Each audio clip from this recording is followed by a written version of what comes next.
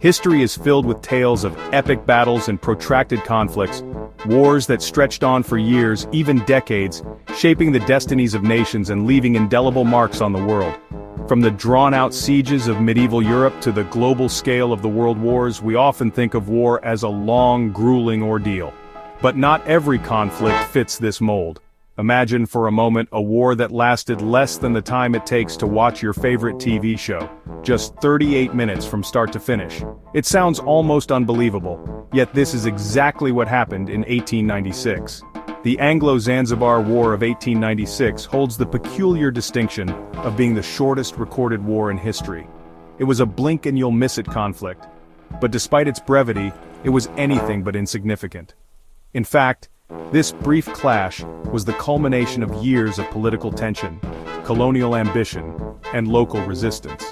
The events of that day would echo far beyond the shores of Zanzibar, influencing the region's future and the course of imperial history. On that fateful August morning, the forces of the British Empire, armed with modern warships and superior firepower, confronted the soldiers of the Zanzibar Sultanate. The battle erupted in a whirlwind of naval bombardment, smoke, and chaotic skirmishes along the harbor. In less than an hour, the outcome was decided, but the violence and destruction left a lasting impression on all who witnessed it. This was more than just a brief military engagement. It was a clash of empires, a stark testament to the brutal realities of colonialism, and a vivid reminder of the vast disparities of power that defined the world at the close of the 19th century. The Anglo-Zanzibar War may have been short, but its legacy endures as a symbol of the era's turbulent and often tragic history.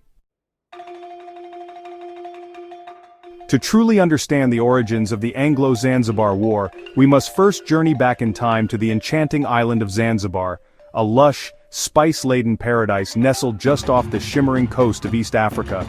With its turquoise waters and palm-fringed shores, Zanzibar has long captivated the imagination of explorers, traders, and conquerors alike.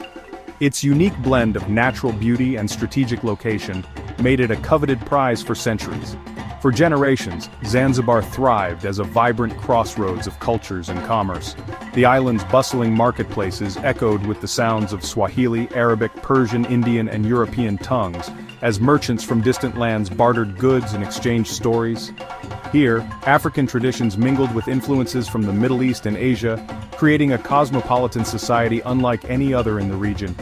Its strategic position in the Indian Ocean transformed Zanzibar into a vital hub for the lucrative trade in cloves, ivory, and, tragically, enslaved people. The island's fertile soil produced some of the world's finest spices, especially cloves, which were shipped to markets across the globe. At the same time, Zanzibar's ports became infamous for their role in the East African slave trade, a dark chapter that left a lasting mark on the island's history.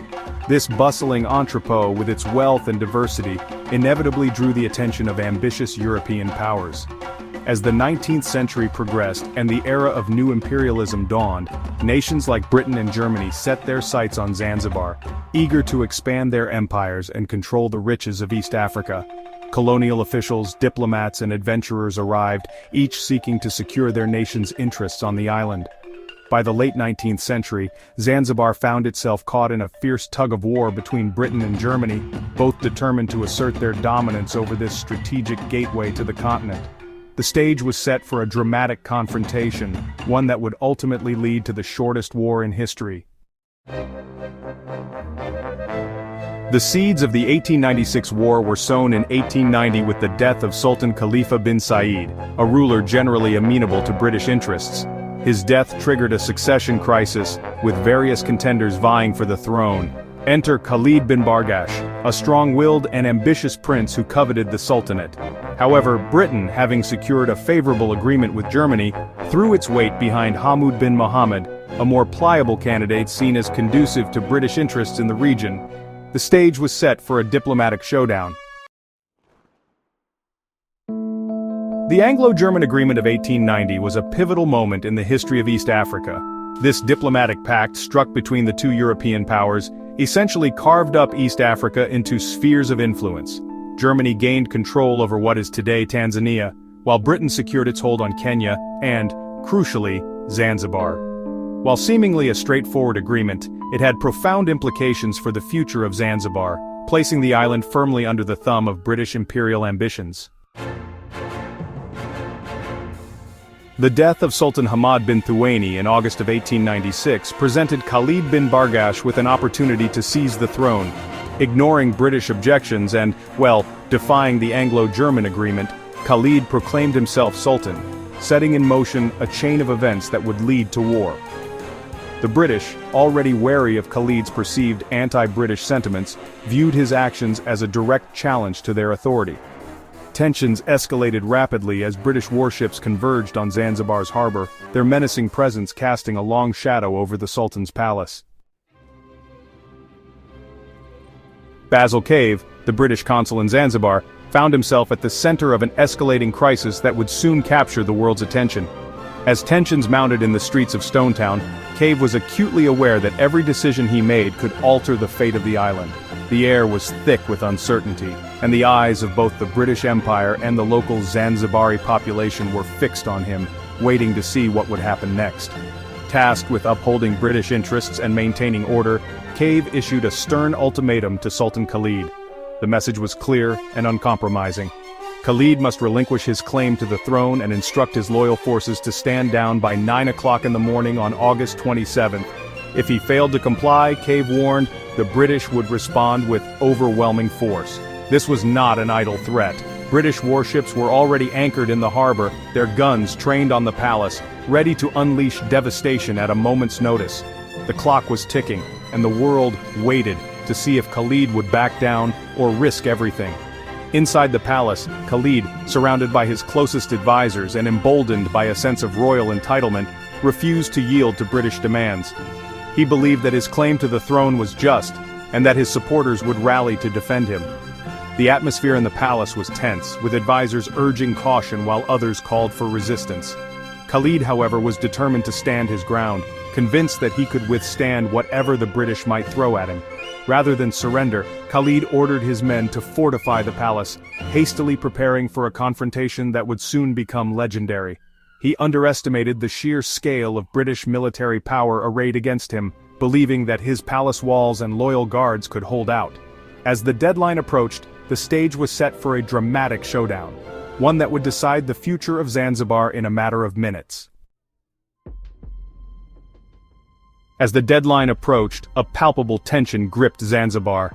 The British, determined to make an example of Khalid and assert their dominance, prepared for a swift and decisive victory. Warships maneuvered into position, their guns trained on the Sultan's palace and the harbor defenses.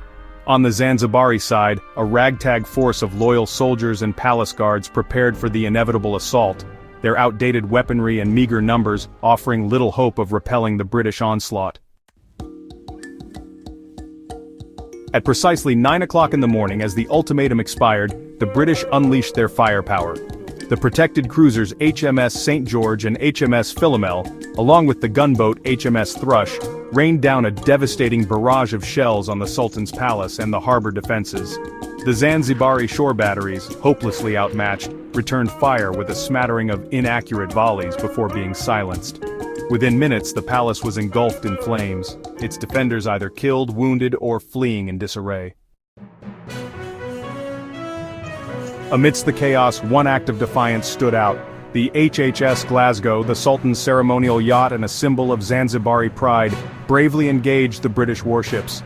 Outgunned and outmatched, the Glasgow fought valiantly, its cannons blazing until it was crippled by British shells and sank beneath the waves. The Glasgow's short-lived resistance, while ultimately futile, became a poignant symbol of Zanzibari resistance against overwhelming odds. The bombardment ceased at 9:38 in the morning, marking the end of the 38-minute war. The Sultan's palace lay in ruins, a smoldering testament to the destructive power of the British Navy. Khalid bin Bargash, escaping the palace during the bombardment, sought refuge in the German consulate. With the Zanzibari defenses crushed and Khalid in exile, the British installed Hamud bin Mohammed as the new Sultan, solidifying their control over the island nation. While the Anglo-Zanzibar War was a clear victory for British imperialism, it also had unintended consequences. One of the most significant was the hastened abolition of slavery in Zanzibar. The British, long opposed to the slave trade, used their newfound authority to dismantle the institution, freeing thousands from bondage. While this humanitarian outcome should not overshadow the violence and subjugation that enabled it, it remains a significant legacy of the conflict. The Anglo-Zanzibar War, though brief and geographically limited, encapsulates the broader dynamics of the scramble for Africa. It highlights the ruthless competition between European powers for territory and resources, often with little regard for the sovereignty or well-being of the indigenous populations. The conflict serves as a stark reminder of the disparities of power that characterize this era, with technologically superior European forces easily overpowering those who resisted their advances. The Anglo-Zanzibar War, despite its notoriety as the shortest war in recorded history, often finds itself relegated to a footnote in the annals of history. However, its significance extends far beyond its brief duration. For Zanzibar, it marked the end of an era, the beginning of a new chapter under British colonial rule. The conflict serves as a poignant reminder of the human cost of empire, the resilience of those who resist oppression, and the complex legacies of colonialism that continue to shape our world today.